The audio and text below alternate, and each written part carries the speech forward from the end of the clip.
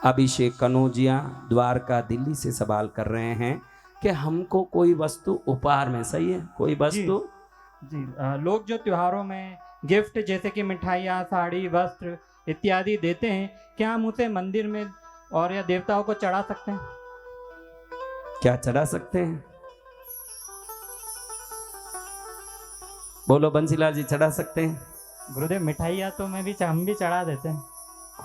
अच्छा ठीक है भैया, अभी देखिएगा, अपने परंपरा रही भारत की कि त्योहारों में किसी को मिलने जाएं। अधिकतर मैंने देखा है कि एक डिब्बा जरूर 30 घरों में घूमता है, वो है सोन पपड़ी का डिब्बा। वो बराबर 25-30 घर घूमेगा, आगे से आगे निकला है तो समझना कि ये घूम फिर रहा है, इसको कोई नहीं खोलता। ऐसा एक डिब्बा हल्दीराम वाले ने बनाया है जिसको ना तो कोई खोलता है ना कोई देखता है, लेकिन सबके घर में खुशियां आती है। वो है सोन पपड़ी का डब्बा, कोई खोले न कोई मेले। लेकिन आपको एक बात कहूं, देखिए इस संसार में भारत ही ऐसा देश है जहाँ कोई खाली हाथ नहीं जाता। कहीं जाएगा तो ले जाएगा, कहीं लाएगा तो ले आएगा, ऐसा है।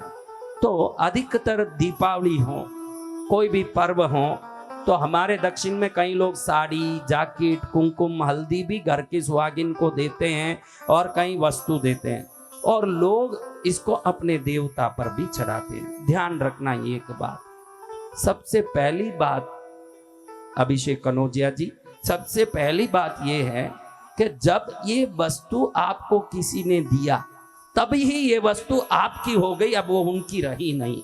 आपकी वस्तु आप किसको चढ़ाओगे इसका पूरा अधिकार आपके हाथ में है, ये अब दूसरों के हाथ में नहीं है। उन्होंने वो वस्तु आपको भेंट कर दी, अब ये वस्तु किसकी रही?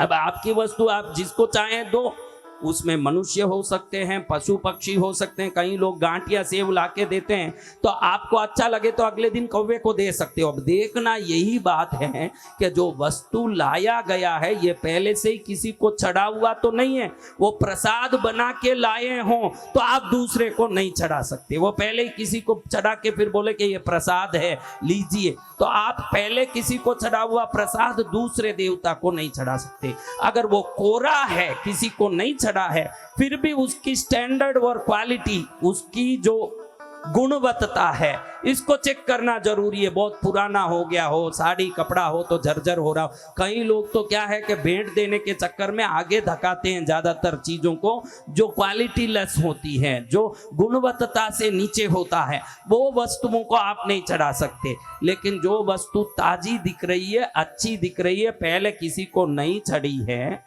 तो आपको एक ही उदाहरण से मैं बिल्कुल स्पष्ट समझाना चाहता हूं कि ये पानी जो आकाश से बरस रही है, ये ईश्वर का हमको भेंट नहीं है, तो फिर इसको लेके आप अभिषेक कैसे कर रहे हो?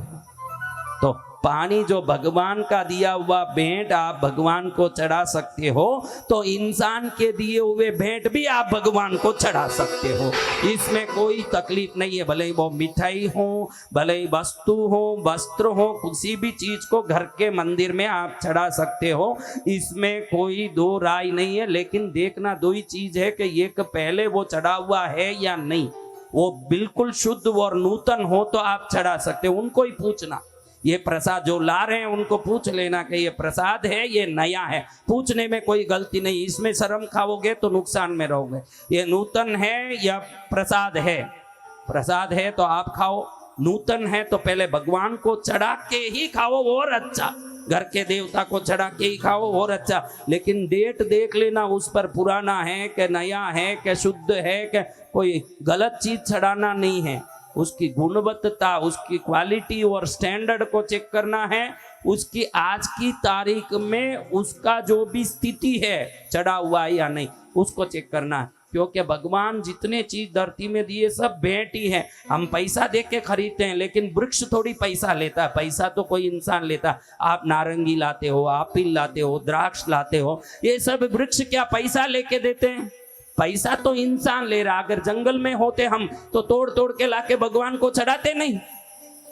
ऐसे सब चीज आप आराम से चढ़ा सकते हो, इसमें कोई दो राय नहीं है।